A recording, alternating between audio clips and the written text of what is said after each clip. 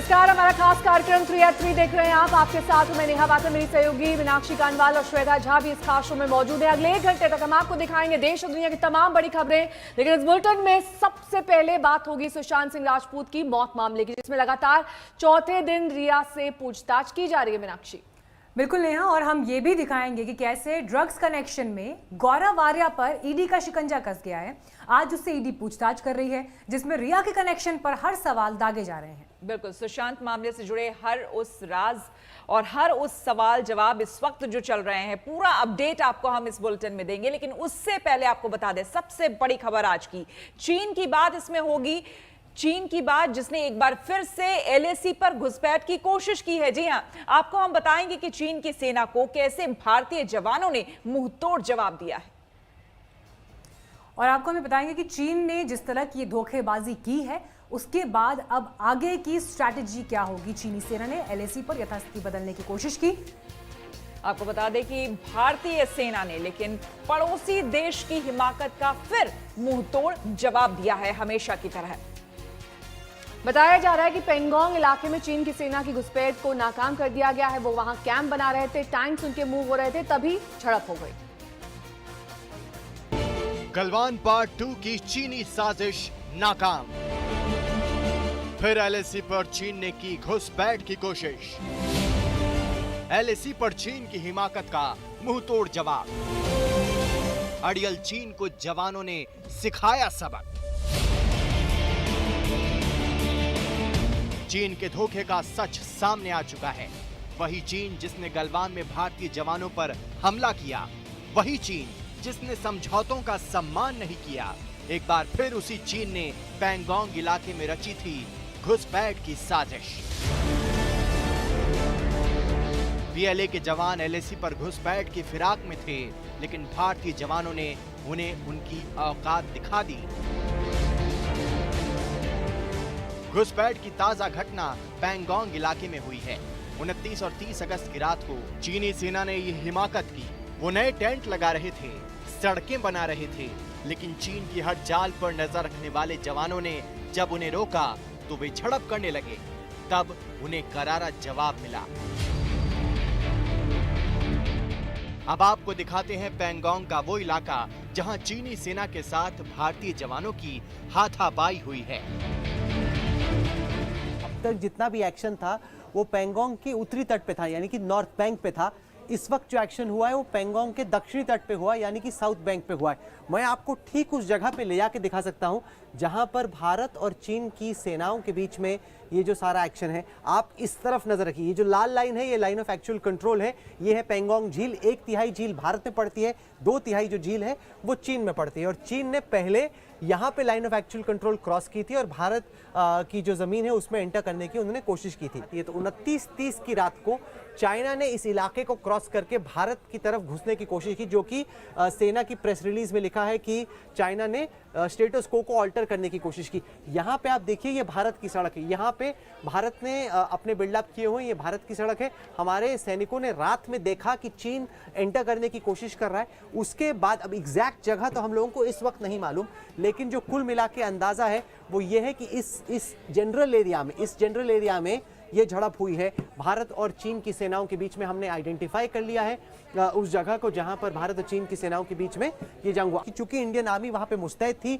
और काफी अलर्ट पे थी, तो हमने स्पॉट किया कि चाइनीज आर्मी अंदर आने की कोशिश कर रही है और उसके बाद इंडियन आर्मी वहां पे मोबिलाइज हुई। ये 14 कोर का इलाका पड़ता है, पूरा लद्दाख का जो सेक्टर है वो 14 कोर का आर्मी का इलाका पड़ता है। और वहां पे फिर हमने उनको पुशबैक किया। वायलेंस हुई, यानी कि हिंसा हुई भारत और चीन की सेनाओं। मई में हुई झड़प के बाद से ही चीन के साथ बातचीत चल रही है। गलवान में झड़प के बाद तो ये कोशिश और तेज हो गई थी। सैन्य और कूटनीतिक स्तर पर शांति पहल की कवायद तेज हो गई। उम्मीद की जा रही थी कि चीन पर बातों का असर होगा, लेकिन 29 और 30 अगस्त की घटना से साफ हो गया है कि वो मानने वाला नहीं। 29-30 अगस्त की रात को चाइना ने एक बड़ा हमला करके स्टेटस को एंटी जो है southern side of Pangong so lake को बदली करने की कोशिश की। अगर वो वास्तव में इसमें सक्सेसफुल हो जाते तो उनको टेक्टिकल और स्ट्रैटेजिक एडवांटेज मिलता, क्योंकि जो हमारी रोड है दार्कबुक से चुशुल और आगे फुकचे और दमचौक, उसके इंटरफेयर कर सकते थे। और अगर सदर्न बैंक के ऊपर जो हाइट्स हैं उनको भी घेर लें, उनको भी पकड़ लें, तो वास्तव में हमारी जो दोनों एक्सेस जाती हैं लेह की तरफ, दोनों को इंटरफेयर कर सकते हैं बड़ी सक्सेसफुली। पूर्वी लद्दाख में जो चीन ने किया है उसके बाद से हिंदुस्तान अलर्ट है। जमीन से आसमान तक सुरक्षा घेरा तैयार है। फौलादी जवान डटे हुए हैं। वायु सेना भी मुस्तैद है। चीन बातें भूल गया था। उसे लग रहा था कि वो एलएसी पर अपनी मनमानी करेगा। ड्रैगन के इसी रवैये को देखते हुए भारत ने अब तक एलएसी से अपनी सेना की तैनाती में कमी नहीं की है। करीब 40,000 जवान मुस्तैद हैं ताकि चीन की छोटी से छोटी गुस्ताखी का भी बड़ा जवाब दिया जाए और वो दोबारा हिंदुस्तान की जमीन पर आंख न उठा पाए। क्योंकि चाइना एडमेंट है लाइन ऑफ एक्चुअल कंट्रोल को चेंज करने के लिए। वो उसकी जो परसेप्शन अपने हिसाब से देखता है वो उसको फिंगर 4 तक लाना चाहता है। तो ये हमारे लिए एक लॉन्ग टर्म जो घातक बात होगी, इसलिए हमें चाइना को चेक करना बहुत जरूरी है। इस बात का संकेत खुद सीडीएस जनरल बिपिन रावत भी दे चुके हैं। कुछ ही दिन पहले उन्होंने कहा था कि पूर्वी लद्दाख में चीनी पीपल्स लिबरेशन आर्मी द्वारा किए गए अतिक्रमण से निपटने के लिए भारत के पास एक सैन्य विकल्प मौजूद है, लेकिन इसका इस्तेमाल तभी किया जाएगा जब दोनों देशों की सेनाओं के बीच बातचीत विफल हो जाए। विस्तारवादी चश्मे पर जमी धूल को साफ कर ले चीन, क्योंकि वक्त बदल गया है। मंजीत नेगी, दिल्ली, आज तक।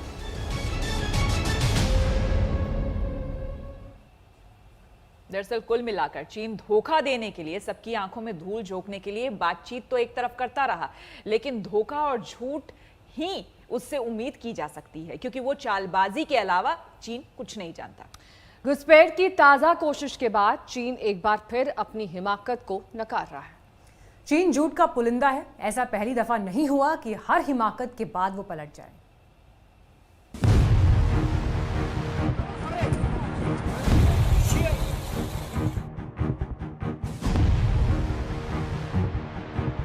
चीन 2 कदम आगे जाता है तो 1 कदम पीछे हटता है। ये उसकी विस्तारवादी नीति का फॉर्मूला है। लेकिन ये पड़ोसी दुश्मन भूल गया कि हिंदुस्तान का जोश हाई है। तभी तो गलवान जैसी उसकी एक और चाल नाकाम हो गई। पैंगोंग झील के दक्षिणी इलाके में उसे 3 महीनों में तीसरी बार झटका लगा है। चीन की इस नई साजिश पर सेना ने बयान जारी किया है, जिसमें कहा गया है कि ताजा विवाद के बाद जारी सैन्य और कूटनीतिक स्तर की बातचीत में कुछ सहमति बनी है। चीन ने 29 और 30 अगस्त की रात उन समझौतों का उल्लंघन किया। यथास्थिति बदलने के लिए चीन की सेना ने हिमाकत की है। अप्रैल में तो साहब वो हमारे पे चढ़ आया। अब साहब हमको बताना होगा कि अगर चीन को ये भ्रांति है कि भारत एक छोटा सा देश है फिलीपीन जैसा, जो कि दादागिरी सह लेगा, धक्के खा के चुपचाप सिमट के कोने में बैठ जाएगा, तो ये भारी भूल है चीन की। ये 1962 का भारत नहीं है, ये 20वीं सदी नहीं है, ये 21वीं सदी है। एक सदी का फर्क आपको समझ आ जाना चाहिए। चीन की मंशा विवाद सुलझाने की तो कतई नहीं है। अगर वो सचमुच में एलएसी पर शांति चाहता तो वो हिमाकत नहीं करता, लद्दाख में घुसपैठ की कोशिश नहीं करता और विवाद के बाद अपने वादों पर अमल करता। लेकिन उसकी नीयत पर यकीन नहीं किया जा सकता। 29-30 अगस्त की रात को भारतीय सेना ने चीनी सैनिकों को सबक सिखाया है। जिस जगह ये घटना हुई है वहां से कुछ ही दूरी पर चीनी सेना पैर जमाए हुए है। ये हालात लंबे समय से है। चीन ने वादा किया था कि वो अप्रैल वाली स्थिति में लौटेगा, लेकिन ये सिर्फ वादा था, सिर्फ उसका दिखावा था, ढोंग था, दुनिया की नजरों में धूल झोंकने का एक तरीका था। फिंगर 4 से पीछे हटा, लेकिन वो फिंगर 8 से पीछे नहीं जा सका। फिंगर 5 और 6 में रुक गया। ताजा जानकारी के मुताबिक अब तक चीन फिंगर 4 से महज 1 से 1.5 किलोमीटर ही पीछे खिसका है। फिलहाल वो फिंगर 5 और फिंगर 6 के बीच मौजूद है। वहां पर चीन ने सेना के लिए टेंट बनाए हैं। ऐसा लगता है कि सर्दी की तैयारियों में जुटा है चीन। तभी तो वो फिर घुसपैठ की फिराक में था। पैंगोंग इलाके में करीब 500 चीनी सैनिकों ने ताजा हिमाकत की है। दक्षिणी किनारे पर वो कैंप बना रहे हैं, लेकिन भारत के कड़े एक्शन के बाद चीन के पसीने छूट गए। लेकिन हर बार की तरह इस बार भी चीन झूठ बोल रहा है। कह रहा है कि उसकी सेना ने घुसपैठ की कोई कोशिश नहीं की है। चीन विदेश मंत्रालय ने ताजा विवाद पर बयान जारी किया है। कहा है कि चीन की सेना ने कभी लाइन ऑफ एक्चुअल कंट्रोल पार ही नहीं किया है। दोनों पक्षों में हालात पर बातचीत जारी है। चीन का इससे बड़ा झूठ हो ही नहीं सकता। एक तरफ यथास्थिति बदलने की कोशिश और दूसरी तरफ इनकार। साफ है कि चीन अपनी आदतों से बाज नहीं आने वाला है। और सच तो ये है कि 1962 के बाद चीन ने कोई लड़ाई नहीं जीता है। ये इस बात का द्योतक है, सबूत है कि चीन के PLA एकदम सक्षम आर्मी नहीं है, खाली पपेट आर्मी है। तो इसीलिए गलवान में जो इंसिडेंट हुआ उसको उस पर पर्दा डालने के लिए प्रेसिडेंट जी और कम्युनिस्ट पार्टी ऑफ चाइना ये मानने के लिए तैयार नहीं है कि कितने फिगर कैजुअल्टी हुए। पूर्वी लद्दाख विवाद को खत्म करने के लिए सैन्य स्तर की बातचीत जारी है। राजनयिक स्तर की कोशिशें हो चुकी हैं। 5 जुलाई को NSA अजीत डोवाल ने चीनी विदेश मंत्री वांग यी से भी बात की थी और तय हुआ था कि चीन पीछे हटेगा। 6 जुलाई से डिसएंगेजमेंट की प्रक्रिया भी शुरू हो गई थी, लेकिन ये चीन भरोसे के लायक नहीं है। दिल्ली से मनजीत नेगी के साथ आज तक ब्यूरो।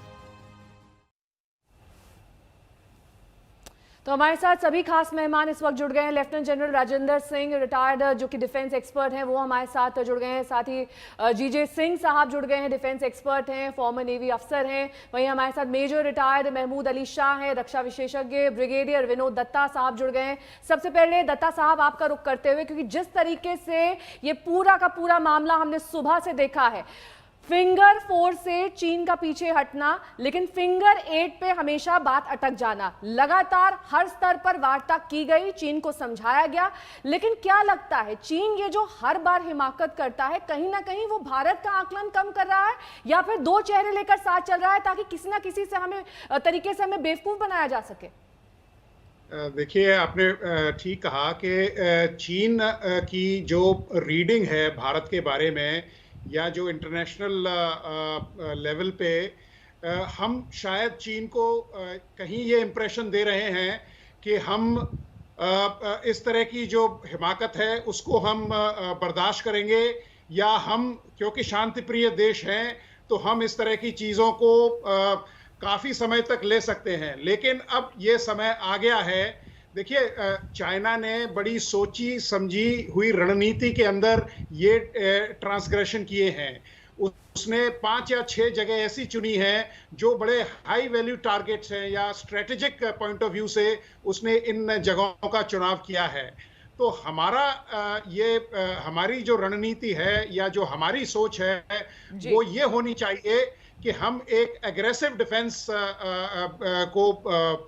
को माने और चीन को भी उसी करेंसी में जवाब दें, क्योंकि जिस तरह से क्योंकि देखिए सलामी स्लाइसिंग जिस तरह से वो कर रहा है, 3-4 किलोमीटर अंदर आ जाता है, फिर 800 मीटर वापस चला जाएगा या 1 किलोमीटर वापस चला जाएगा। बिल्कुल। कमोडोर GJ सिंह साहब भी हमारे साथ बने हुए हैं। सर, आपसे ये जानना चाहेंगे कि जिस तरह से अभी दत्ता साहब बता रहे थे कि वो कुछ किलोमीटर आगे आता है फिर वो पीछे चला जाता है, दरअसल ये हम लंबे समय से देख रहे हैं। 62 के बाद से हम जानते हैं एक्चुअली चीन है क्या।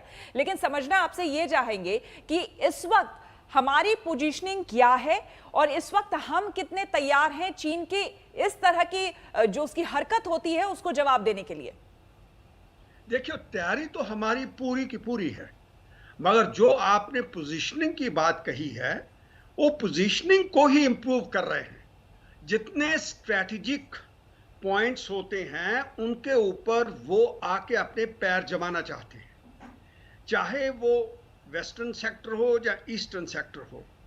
तो उनकी कोशिश ये रहती है, ये उनका एक, मैं ये भी कहूँगा, मिसप्लेस्ड जजमेंट है, मिसप्लेस्ड कॉन्फिडेंस है कि हमारे जो मिलिट्री लीडरशिप है वो ऐसी चीज़ों को नहीं समझती। वो उनका ये गलत फहमी है।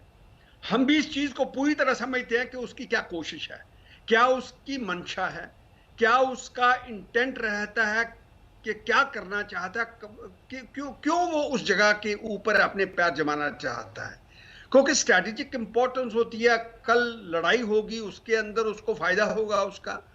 मगर अभी हम पूरी तरह स्थिर और समझ चुके हैं, उसकी कोई कोशिश भी है जो है वो हम कामयाब नहीं होने देंगे। मगर जिस तरीके से उसकी तैयारी है, जैसे कि मैं उदाहरण के तौर से आपको बताना चाहता हूं कि अगर हम वेस्टर्न डॉकलम साइड पे देखें तो हमारे पास जहां पे हमारी पोजीशनिंग है वो उसको जामफेरी रिज कहते हैं।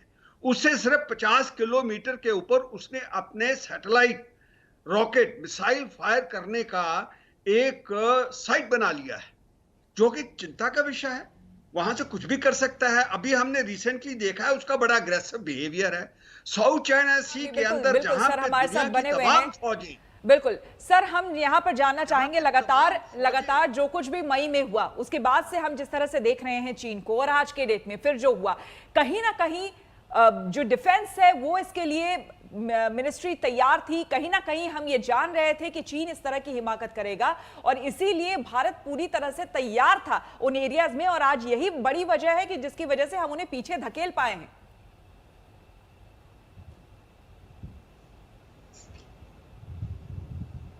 राजेंद्र सिंह साहब।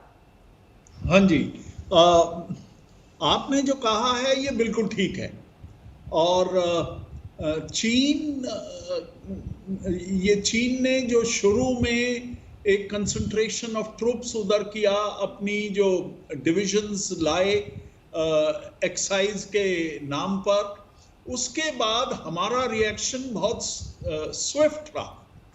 हमारी फौज ने उधर पूरी तैयारी कर ली है, हमारी काफ़ी कंसंट्रेशन है ट्रूप्स की, अपनी डिप्लॉयमेंट पूरी है, और हम किसी भी स्थिति को मुकाबला करने के लिए हम फौरन तैयार हैं। और मुझे कोई शक नहीं है कि हम अगर चाइना कुछ और भी करना चाहेगा तो हम उसको ईंट का जवाब पत्थर से देंगे। लेकिन एक बात मैं कहना चाहता हूँ कि चीन जो अभी कुछ कर रहा है उसका मुझे एक ही मकसद दिखता है, वो ये है कि अपने आप को टैक्टिकली एडवांटेजेस पोजीशन में रख सके। अब जो ये इलाका है पैंगोंग सो साउथ का, ये कोई डिस्प्यूटेड इलाका भी नहीं है। मेरे को मालूम है, बिकॉज मैं इस सब्जेक्ट से डील करता था मिलिट्री ऑपरेशंस में, कि पैंगोंग सो नॉर्थ बैंक में तो डिस्प्यूट हैं काफी, साउथ बैंक में कोई डिस्प्यूट नहीं है। लेकिन फिर भी उन्होंने आकर उधर कुछ एक है ना इलाके में जाकर ऑक्यूपाई करने की कोशिश की, ताकि वो डोमिनेट कर सके उस रोड को जो डेमचौक जाती है और आगे। तो ये एक पैटर्न है, और हमारी फौज, मुझे पूरा यकीन है कि इस सब को काउंटर करने के लिए पूरी तरीके से तैयार है। बिल्कुल, मेजर रिटायर्ड महमूद अली शाह रक्षा विशेषज्ञ हमारे साथ बने हुए हैं। सर, आपसे यहाँ पर ये समझना चाहेंगे कि किसी ऐसे दुश्मन से आखिर कैसे लड़ा जाए। अभी ही जो ये घटना घटी है उसके बारे में चीन की तरफ से साफ तौर पर नकार दिया गया कि ऐसा कुछ भी जमीनी हकीकत नहीं है, यथास्थिति को खराब करने की कोशिश नहीं कर रहा था चीन। अब ऐसे इससे निपटना, इस तरह के देश से निपटना, आपको क्या लगता है कितना मुश्किल है हमारे लिए? आपने बहुत ही अच्छा सवाल किया है, और आपके इस सवाल के माध्यम से मैं हमारे सारे दर्शकों को ये बताना चाहूंगा कि देखिए, सन त्जू ने एक किताब लिखी थी द आर्ट ऑफ वॉर। उसमें बताया गया कि अटैक, डिफेंस, स्ट्रेटेजाइज कैसे करना है। उसमें चैप्टर 3 पैराग्राफ 2 लाइन 2 में ये लिखा है, जनरल राजेंद्र सिंह साहब इसमें इत्तेफाक रखेंगे, उसमें उन्होंने लिखा है the acme of a military general is to win war without fighting. बिना लड़े युद्ध को जीता जाए। उन्होंने ये स्ट्रैटेजी अपनाई थी। अब आप देखिए, गौर करिए अभी क्या चल रहा है दुनिया भर में। शाह साहब लौटेंगे आपके पास। मेरे सहयोगी गौरव सावंत हमारे साथ जुड़े हैं। गौरव, इकोनॉमिकली चाइना को कट कर देना, उनके साथ ट्रेड कई तरीके से कम कर देना, उनके ऐप्स को बैन कर देना, तमाम तरीके से ये जताना कि हम आपसे रिश्ता तभी तक रख सकते हैं जब आप हमसे रक्षा मामलों में सौहार्दपूर्ण रिश्ते बनाकर चलेंगे, लेकिन ऐसा होता हुआ नहीं दिख रहा। आने वाले वक्त में कितना मुश्किल और हो सकता है चीन के लिए, क्योंकि किसी ना किसी तरह से उनको संदेश तो मिल ही नहीं रहा है। चीन को संदेश मिल रहा है, लेकिन चीन ने एक बार कदम उठा लिया है। अब उसको ये नहीं पता चल रहा है कि वो पीछे कदम कैसे करे। बीती रात भी, जो 29 अगस्त की रात है, वो कल लगभग 200 से 300 चीनी नफरी बख्तरबंद गाड़ियों में आए और वो भारत के इलाके पर कब्जा करना चाहते थे। लेकिन इसकी तैयारी भारत ने भी करके रखी थी। भारत जानता था ये एक ऐसा इलाका है जहां चीन घुसपैठ करने की कोशिश करेगा। न केवल यहां, लेकिन चुमार और डेमचौक, देखिए उत्तर लद्दाख में अगर आप देखें तो डेप्सांग में ऑलरेडी चीन ने घुसपैठ की साजिश रची। अगर मध्य की बात करें तो गलवान घाटी हो, गोगरा पोस्ट हो या पेंगोंगसो हो, पेंगोंगसो के उत्तरी छोर पर फिंगर 4 से फिंगर 8 के बीच में, और अब दक्षिणी छोर पर पूरा नीचे डेमचौक तक चीन की तरफ उनके सिपाहियों की संख्या बढ़ रही है। भारत इसके लिए तैयार था। भारतीय सेना ने पहले ही जाकर जो वास्तविक नियंत्रण रेखा पर इंडिया का क्लेम लाइन है वहां पर हम जाकर बिल्कुल खड़े हो गौरव, आप गए बने और रहे, चीन को अंदर आप बने रहे गौरव, और दी। तमाम काफी मेहमान देर भी तक हमारे साथ लाउड हेलर्स बने को हुए ये हैं। कहा हम कि यहाँ पर रुकेंगे एक छोटे से ब्रेक के लिए, बने रहे हमारे साथ, देखते रहिए आज तक। और 3 में एक बार फिर से आपका स्वागत है। बुलेटिन के इस हिस्से में अब हम बात करेंगे सुशांत सिंह राजपूत मामले की। आपको बता दें कि इस केस में सीबीआई लगातार ताबड़तोड़ पूछताछ कर रही है और सीबीआई की पूछताछ का आज 11वां दिन है। रिया से चौथे दौर की पूछताछ अभी भी जारी है। सिद्धार्थ पिठानी, नीरज के साथ साथ आज रजत मेवाती और सुशांत की मैनेजर श्रुति मोदी से भी सवाल हो रहे हैं। साथ ही अब ड्रग्स कनेक्शन को लेकर भी सीबीआई खास तौर पर पड़ताल कर रही है, तो वहीं दूसरी ओर ईडी गौरव आर्या से सवाल जवाब कर रहा है। सुशांत केस में सच का 11वां दिन। अब सीधे और सख्त सवाल करने लगी सीबीआई। राजदार रिया से पूछताछ का चौथा दौर। सबसे पहले उन किरदारों से मिल लीजिए जिनसे आज सीबीआई की पूछताछ हो रही है और जो इस केस को मुकाम तक ले जा सकते हैं। सबसे ऊपर है सबसे बड़ी राजदार रिया चक्रवर्ती। लगातार चौथे दिन रिया से पूछताछ हो रही है। सुबह ठीक वक्त पर वो डीआरडीओ गेस्ट हाउस पहुंची। सीबीआई के सवाल सख्त होते जा रहे हैं। अब सीबीआई कोई मुर्राबत नहीं कर रही है। ड्रग्स से जुड़े सवालों पर रिया अब जवाब देने में खुद को मुश्किल में पा रही है। आज सीबीआई सुशांत की मैनेजर श्रुति मोदी से भी सवाल कर रही है। ड्रग्स से जुड़ी चैट में श्रुति का नाम आया था। इसके अलावा सुशांत के पैसे की हेराफेरी से जुड़े केस में भी श्रुति को आरोपी बनाया गया है। श्रुति की पूछताछ का नतीजा सीबीआई को जरूर मदद करेगा, क्योंकि ड्रग्स कनेक्शन पर श्रुति रोशनी डाल सकती है। रिया और सुशांत के बारे में श्रुति सब जानती है। सुशांत के पैसे के बारे में श्रुति सही बता सकती है। एक और किरदार है रजत मेवाती, जिससे आज पूछताछ हो रही है। वो बार बार कह चुका है कि सुशांत की हत्या हुई। उसका एक वीडियो भी वायरल हुआ था जिसमें सुशांत की बहन प्रियंका उससे पैसे के लेन देन पर सवाल कर रही है। मेवाती का बयान अहम है क्योंकि सुशांत के पैसे के लेन देन के बारे में वो काफी कुछ जानता है। कब किस खाते में पैसे गया वो बता सकता है। क्या रिया ने सुशांत का पैसा लिया, इस पर भी मेवाती जानकारी दे सकता है। सिद्धार्थ पिठानी से भी आज रोज की तरह सीबीआई का सामना हो रहा है। उसकी गवाही सबसे अहम है क्योंकि उसके बयानों में फर्क सामने आया है। सीबीआई को लगता है कि वो कुछ छिपा रहा है। 14 जून के बारे में वो सब कुछ जानता है।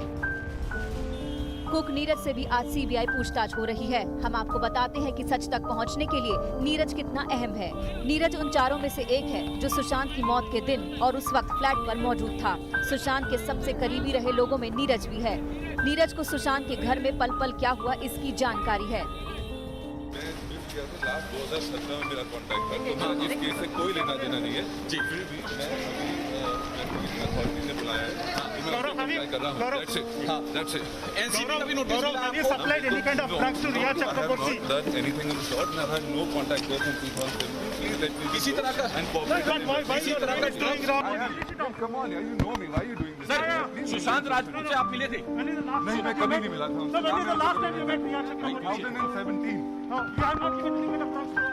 I have never taken any drugs. You had tried MDMA once? Never. And I'm willing to do a drug test. So you deny this conversation? I deny. With Gaurav Arya? Yes.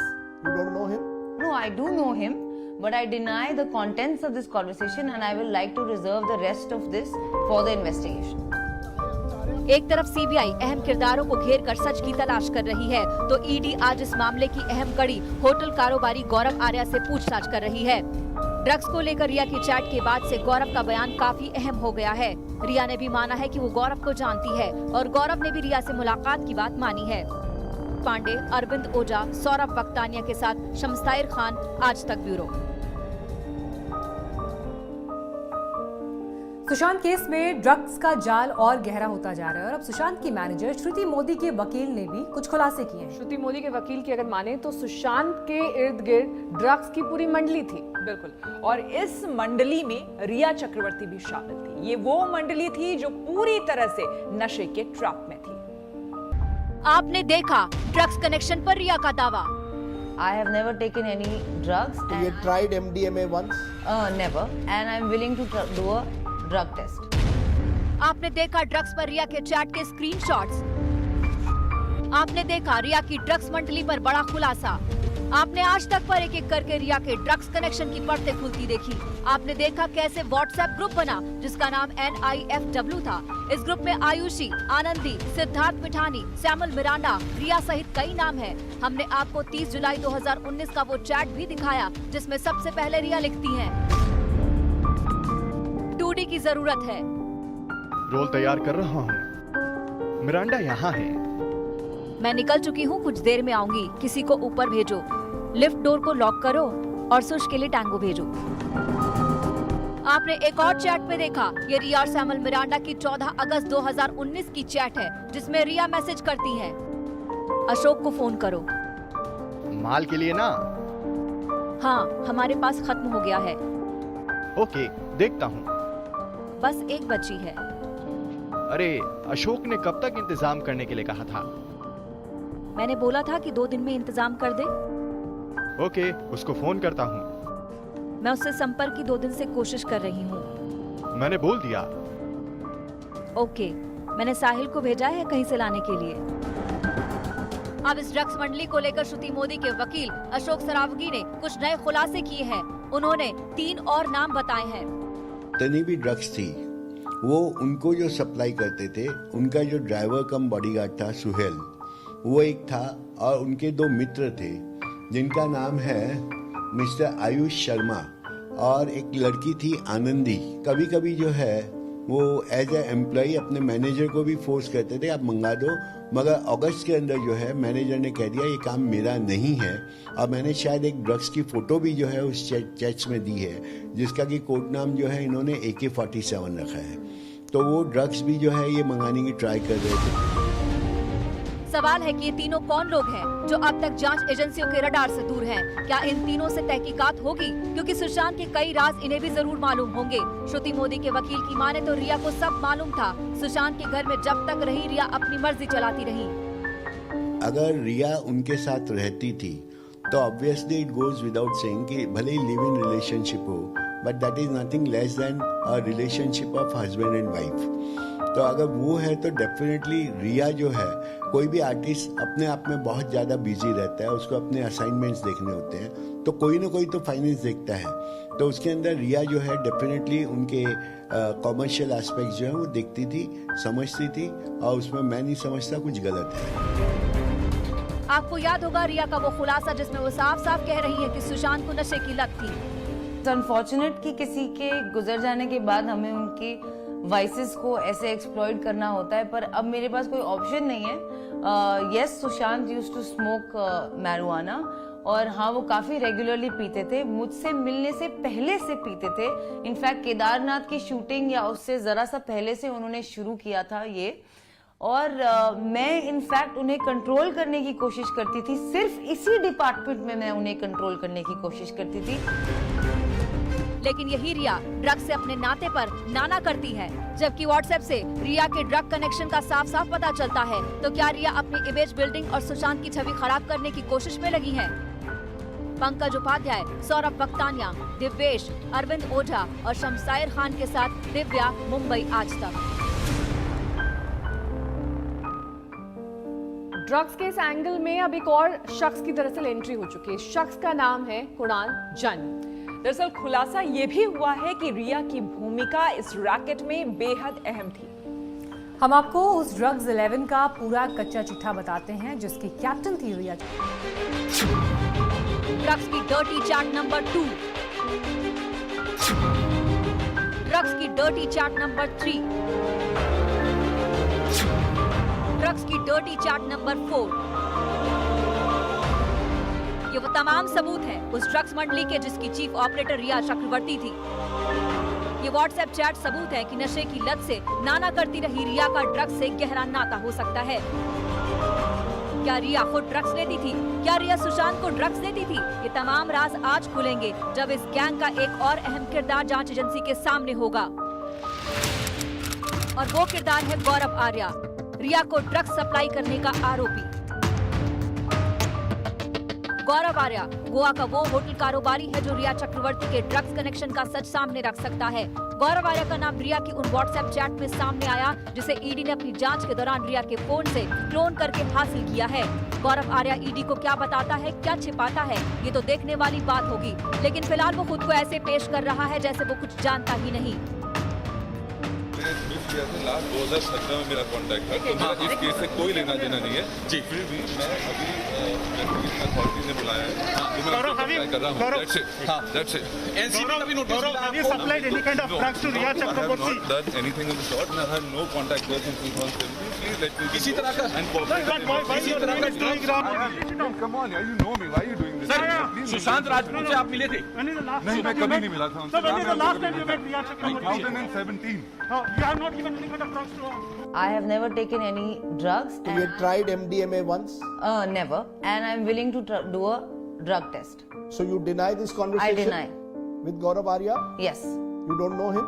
No, I do know him, but I deny the contents of this conversation and I will like to reserve the rest of this for the investigation.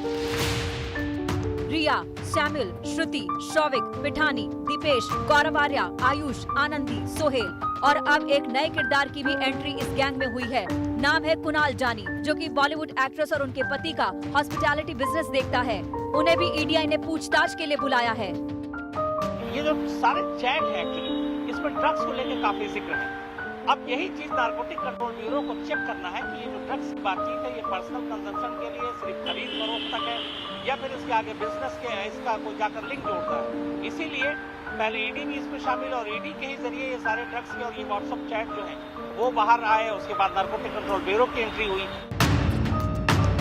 Mumbai से शमशायर खान और दिवेश के साथ आज तक bureau. CBI, ED, narcotics control bureau, ये तमाम जांच एजेंसियां दरअसल सुशांत सिंह राजपूत की मौत की गुत्थी सुलझाने में लगातार लगी हुई है। सुशांत की बहन ने सुशांत का एक नया वीडियो और कुछ नई तस्वीरें जारी की। सुशांत की दरियादिली का नया सबूत है ये वीडियो। सुशांत कामयाब थे, शोहरत थी, पैसा था, लेकिन स्टारडम के नशे से दूर ने सुशांत का एक वीडियो जारी किया है जो सबूत है कि जरूरतमंदों की मदद करना उन्हें अच्छा लगता था।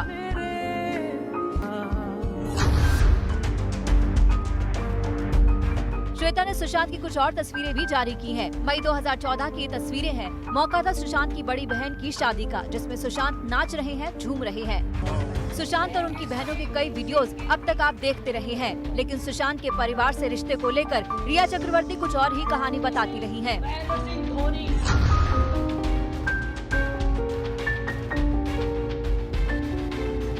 सुशांत के पिता जहां बेटे की मौत का कसूरवार रिया को मानते हैं, वहीं रिया का दावा है कि सुशांत के पिता से कभी रिश्ते अच्छे नहीं रहे। राजपूत और उनके पिताजी के रिश्ते इन सुशांत वर्ड्स बचपन से काफी अच्छे नहीं थे, क्योंकि उनके पिताजी ने उन्हें बहुत यंग एज में छोड़ दिया था।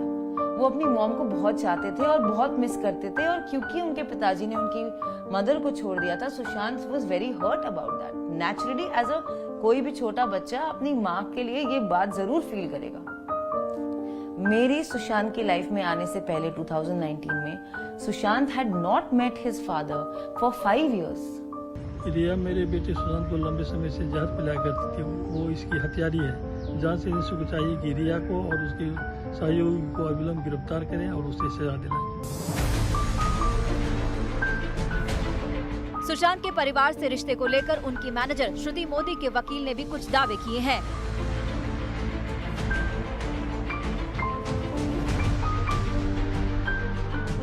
27 या 28 नवंबर को खार के अंदर हिंदुजा हॉस्पिटल के अंदर जो है उनको एडमिट किया गया, और अगर आप वहाँ के पेपर्स देखेंगे तो एडमिशन पेपर्स सुशांत ने खुद ने भरे हैं। और जब वो वहाँ थे तो उनके डैडी का फोन आ रहा था मैनेजर के पास, और वो कुछ मैसेज चाहते थे सुशांत से, परंतु सुशांत ने जो है बात करने से ही मना कर दिया। सुशांत ने ये कहा कि देखो, बहनों की वजह से मैं हॉस्पिटल पहुंच गया हूँ और आगे पता नहीं, अब मैं आगे और बात करूंगा तो क्या होगा। सुशांत और परिवार से रिश्ते की हकीकत सीबीआई भी जानने में लगी है। रिया से तो पूछताछ चल ही रही है, सुशांत की बहनों से भी अब सच जानने की तैयारी है। आज तक ब्यूरो।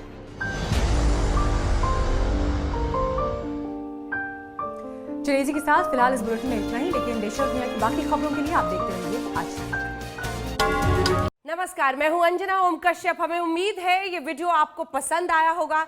लेटेस्ट खबरों के लिए यूं ही देखते रहिए आज तक, और इस वीडियो के पसंद आने पर लाइक, शेयर एंड सब्सक्राइब करना ना भूलें।